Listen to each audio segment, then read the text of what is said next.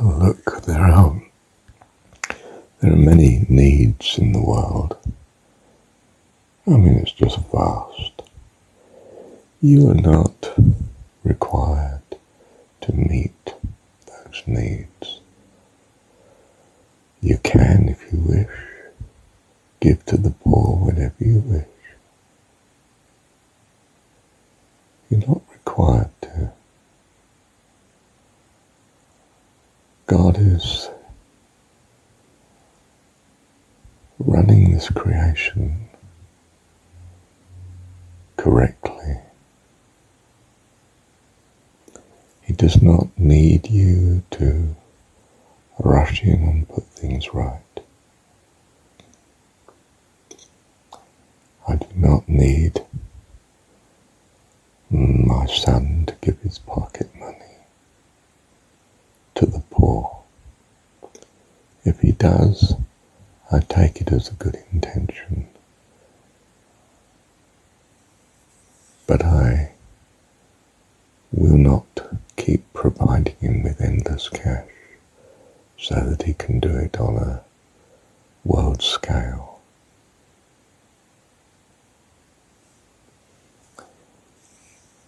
Do you see, God has the universe running in the correct way, and you're rushing in to put things right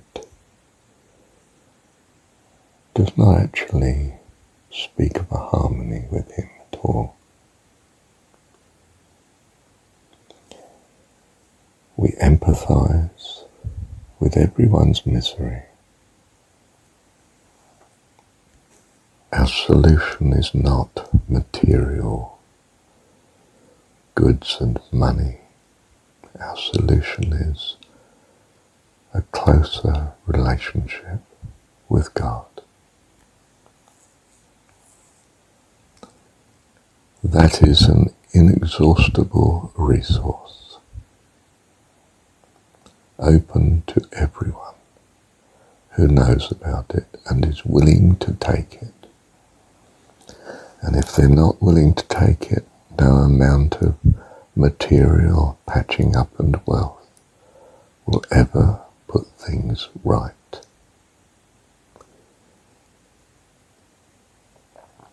You are meeting their declared need, not their real need. You can make token offerings to help that declared need if it helps put across how their real need is to be met. But to pray God for unlimited resources that you may meet the material needs of the creation is not going to get any of us anywhere. It's like rushing out to convert the entire population of the world to your religion. God is already doing what is right in that regard. And your contribution, though well meant, is not actually required or needed. And that doesn't mean God doesn't use you in certain circumstances where it will be a particular blessing to you personally to do so. But it does not mean he needs your help. He only needs your willing cooperation in his meeting your true needs personally. So we have compassion on all needs in the world, matched with a faith and a trust that God has it right. And if you don't have that faith and trust, where are you?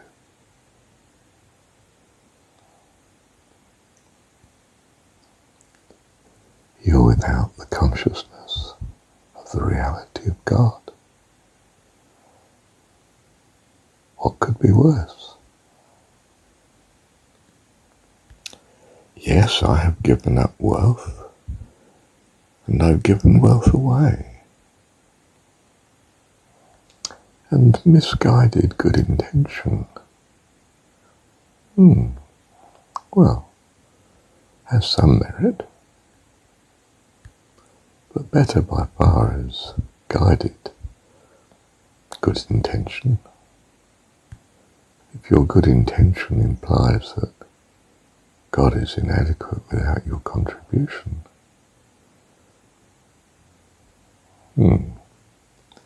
that's not very good at all. Not for anyone. You may have in mind that God is all-powerful and all-loving. It's the same as the argument for prayer, isn't it? You may argue that God knows all things, is all-loving and all-powerful, so why are you praying? We're meeting our kids' needs. We give way on other suggestions that they may have, that we do for them, only because they press and because we want to communicate that we do care, and it seems to be the only language that they speak, is that we meet these requests to some extent.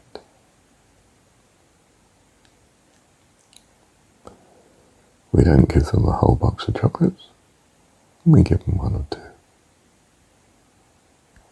We don't cripple the family budget by buying them some unbelievably expensive toy. We do give them presents for birthday and Christmas, say, and at other times just to make life nice. But it's only a way of saying to them that we care. It's not the care itself. The care itself is much deeper and much more all-pervasive. We provide for them. We think of them always. We have them to the fore of our priorities.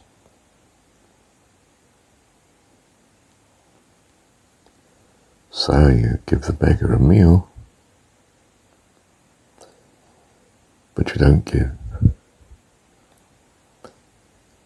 him a pension for life. Nor do you give meals to every beggar in your country. You quite simply are not given the resources to do that anyway. Do you see, tithing we think of it as a sort of minimum, but in fact it's put there as a maximum. God does not want you spending more than that. Doesn't need you to spend that, of course.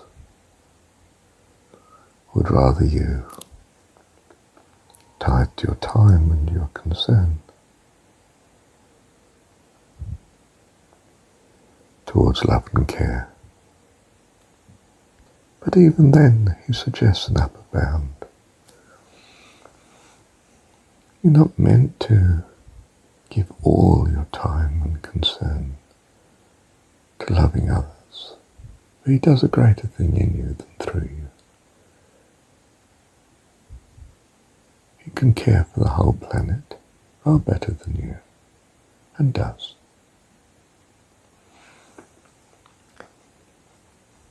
You are to give your time in appreciating what he is doing for you and for those you love. And if you do that, if your appreciation grows, you give it resources to grow, and your relationship with God will prosper. And if you exhaust yourself in selflessness, giving into what you see as infinite needs around you, you will simply be overwhelmed and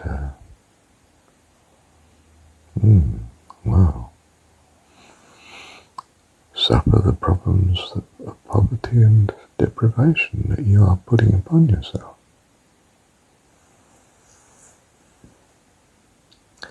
nor is it a noble thing to live by faith in the sense of not earning a living, but trusting that the next meal will come direct from God. That's not noble, that's just being given privilege. I mean, in short, others have to work for a living, but you don't. If you can't, well, fair enough. If he chooses to provide for you in some way that doesn't require work, perhaps he gives you wealth, or a benefactor who just wants to support your ministry, well, fine. But to deliberately insist on him doing so, I gave up my job and went into the faith ministry. Nothing noble in that at all. You actually find you become a hireling. You're usually at the mercy of the source of whatever your housing and food is being provided by. Similarly, you're not there to be abused and to suffer fools gladly, so to speak. You're not there to put up with people putting things upon you. You're in a universe where you can make space and distance, where you can choose good company or remain in bad and suffer the consequences of such. You're there to exercise your sovereign right of choice in that regard, and to do it with good intent. So we seek out good company. And if bad company seeks us out, we avoid it, except we feel and believe and see, have confirmation that they are seeking release from their imprisonment, their dilemma, their sorrow and their misery, that they have ears to hear. Well, that's different.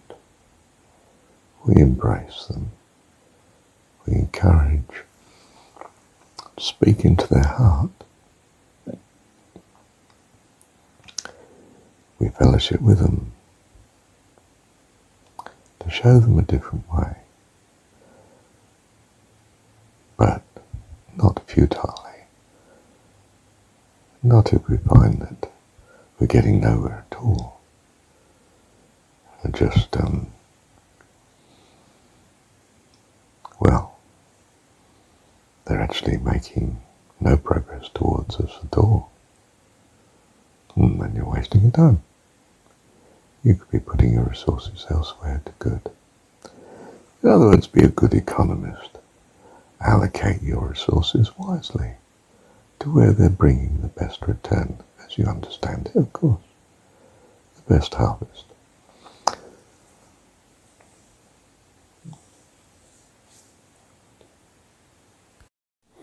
God allocates, provides resources for your needs.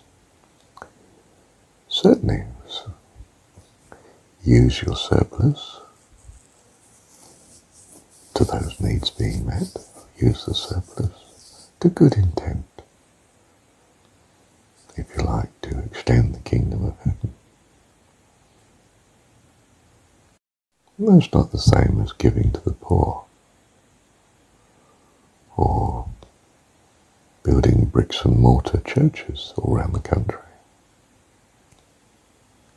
There will be exceptions where that's quite a blessing, but generally, that's not the frontier on which we're fighting at all. The real need is spiritual, and we use all resources to meet that need. That's what the universe is here for. It is a vast resource to bring us nearer to God, to bring us to maturity, fit for the kingdom of heaven, company with the heavenly host. forever, life eternal. In other words, our great need is to know God.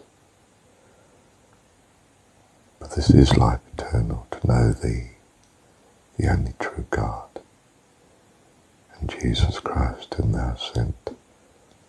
And by that last point, Jesus Christ whom Thou hast sent, I take to mean the true, saving message from God.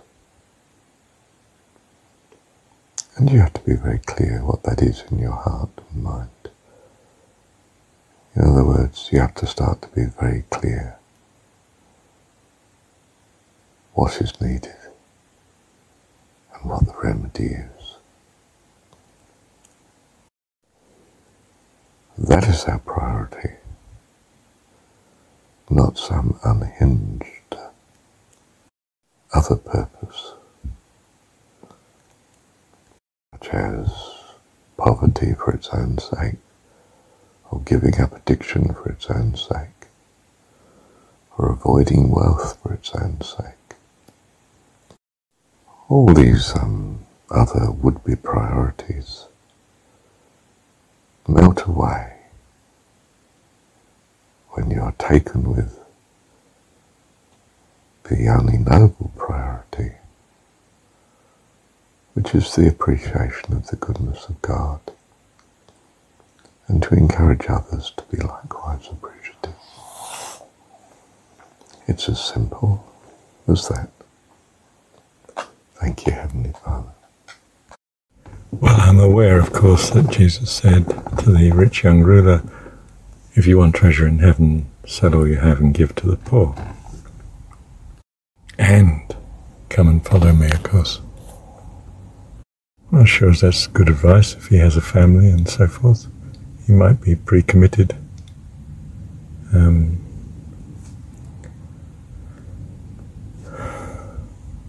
It's a bit like give to him that asks. The unscrupulous will ask for everything you've got in that case. You might see that as a blessing to acquiesce in their request, but doesn't seem to be the best use of one's resources, does it? So what does he mean when he says to the rich young ruler, sell all you have and give to the poor, come and follow me? I think he's saying the obvious to the rich young man, that you're possessed by your wealth. There's no way you'll be able to do this. You've met the minimum requirements to get you into the kingdom of heaven. You kept the law. But you haven't met the spirit of the law. You know, not loving the poor. And the poor are just symbolic of those that are in need. Now, Jesus doesn't see poverty as a need in the same way as spiritual poverty. He's seeing spiritual poverty as the real need. Material poverty is its presentment very often in this world. So, the poor stands for those that are in serious want. And serious want from a godly person's point of view is to be in want of the understanding of God, and therefore not to have eternal life. And of course, as he points out, it's not just dedicating your material needs, but your non-material needs, your time and resources and your very person. Come and follow me. In other words, I want all of that as well to be given up, to be given to this purpose. So overall, if you're of this sort of attitude that says, now I'm going to use all my resources to achieve this goal, what is the goal? Well, modern world seems to think it's that I become perfect. But really, God's not desperately concerned about me personally becoming perfect. He's got an awful lot of other people to worry about as well. So we're fairly clear that that's not the ultimate ideal goal to have. It's something to do with care of all people and doing God's will. What does God's will seem to be? Well, it seems to be something to do with creation and the purpose of creation. So it's best to reflect, not for too long, but to reflect on what that purpose might be, and to try and see, well, how can I be in harmony with that purpose, that will? Thy will be done. Well, it's not by being predominantly concerned for luxury goods and so on, obviously, or spending all your time and thought and energies on making your own life wonderful. Similarly, give to him that asks. It's not likely to include fraudulent people that are trying to swindle you out of your possessions. It's more likely a sort of overall statement that instead of being ungiving and uncharitable, become kind, truly kind, charitable, concerned for others. Have a spirit that says, I want to cooperate, I want to find ways of helping and blessing you, as opposed to I'm obsessed with blessing myself and clawing in all my resources and time to a service to simply self-aggrandizement.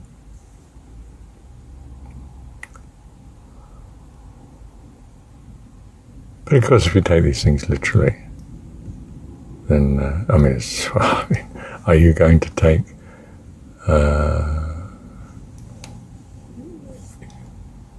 literally, if thine eye offend thee, pluck it out? And obviously, singularly, what would be the point in taking one eye out instead of, and not the other? I mean, you have to realize the language is not fussy, it's not delicate, it's not pernickety and precise. It carries the basic meaning to those that have ears to hear. And those that don't have ears to hear, well, no, it doesn't make sense. Just nonsense. So if the right hand offend thee, cut it off. Well, you going to take that literally?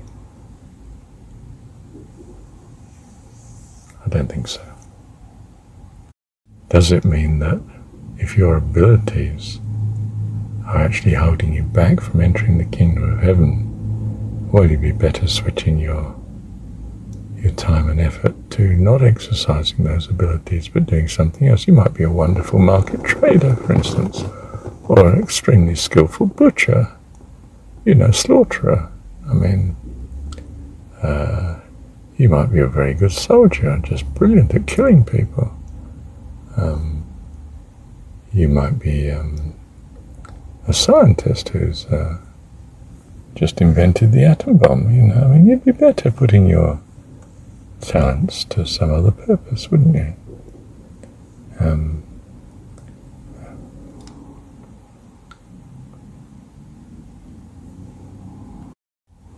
So when is Jesus speaking allegorically and not literally? Well, certainly when the literal strikes you as pretty unlikely, in fact absurd. Thank you, Heavenly Father.